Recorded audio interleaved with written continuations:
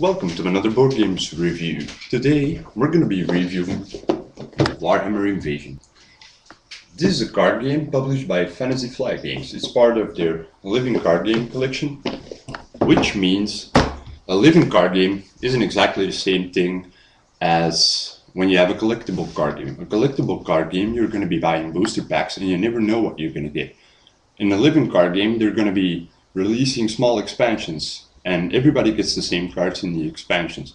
Of course, you can buy multiples and still compose your own deck, like you could do in collectible card games like Magic the Gathering. Now, what do we get inside the box? First of all, we get the rulebook, which is very nicely illustrated and does a pretty good job at explaining the rules. We get 4 tiles for all the playable races. These are going to be representing your kingdoms. The basic races that come with the core set are the dwarves, the imperial, humans, the orcs, and chaos. So, what else do we get? Of course, with a card game, you get a lot of cards. One deck for every unit, some neutral cards, and counters to keep track of everything. Now, what's the point of the game? I'm going to be playing orcs, by the way, to explain this game. The point of the game is to destroy somebody else's kingdom. How do you do that? By ruining 2 of their spaces on the board. As you can see, you have 3. Here you have the kingdom, the quest area, and the battlefield. If you ever manage to set 2 of those on fire, which you do by applying 8 damage or more, if they get, I'll show you that later. If you ever have 2 of them that are burning, you lose. It's as easy as that. Now, how does the game play? First of all, you take your deck that you want to play, and you take 10 neutral cards, which you'll shuffle through your cards. Now, I'm not going to be doing that just for the purpose of explaining the rules. Now, what you're going to be doing every phase, except the first phase. The first phase is a little bit different because you get a first player penalty, which means that you can play quest activity and battlefield activity. But we're going to skip that now, and we're just going to go into basic rules. So first off, you're going to have your kingdom phase. On your kingdom, it will show some markers, which are represented by red axes. These represent how much income you have your turn, so that's where your counters come in. So you take 3 income. Income are represented by these barrels that are filled with gold and diamonds and stuff. You just place these in the middle of your board. On your quest area, it's also gonna show a certain amount of axes. In this one, it's 1, so that means you get to draw an extra card from your deck. You always start with a hand of 7 cards. You draw 1 more, so on. Then you have your capital phase. Your capital phase means this is the phase where you get to play all your cards. So let's say 3, 4, 5, 6, 7. We have 7 cards. You could start playing them. Now, how do you do these? Well, you have, like this card, a unit. On a unit card, it says the cost of the unit, right here. This one would be 2. And if you have to pay any loyalty symbols, this requires 1 loyalty symbol. There's always already 1 loyalty symbol on your board. So you always have at least 1 loyalty symbol. So you would have to pay 2 resources. And you would have to have 1 loyalty symbol, which you have. If you do not have that loyalty symbol, you can get rid of it by paying extra gold. So you can play this card either in your kingdom, your quest zone, or your battlefield. If you play it in a battlefield, it's going to allow you to attack other players. If you play it in a kingdom phase, the axes shown on it are going to contribute to the money you get every turn, And the cards you play on your quest zone are gonna allow you to draw an extra card every turn. So, and in addition to that, when you're done buying everything you want to buy, you can play one card that you don't want anymore, face down. There we go. And that's gonna add 1 to the strength of each section. So instead of 8, it's gonna be 9 now.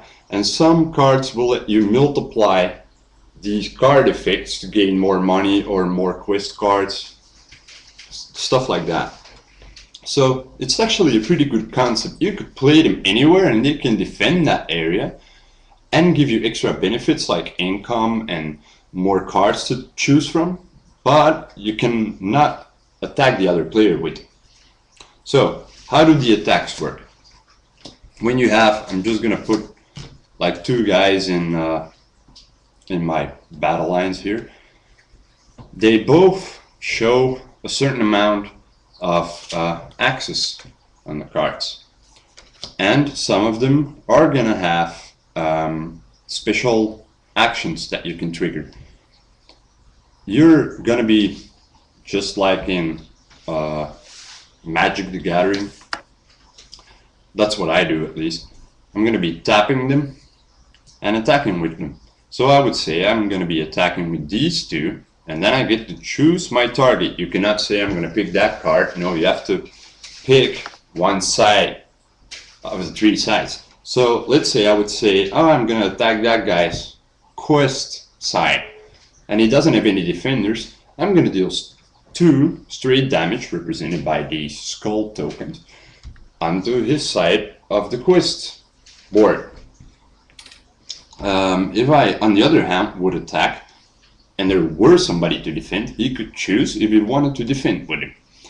So let's say I would deal 2 damage. I'm going to take these 2 damage markers, give them to the other player, and he's going to assign them. So let's say he has a guy that only has 1 defense. He's going to be playing 1 token on him, which will kill him, and the remaining token is going to go onto his quest zone, or whatever zone you attacked. You can also attack their battle zones, of course. And if they have 8 of the skull markers, you're gonna place one of the burning tokens on it.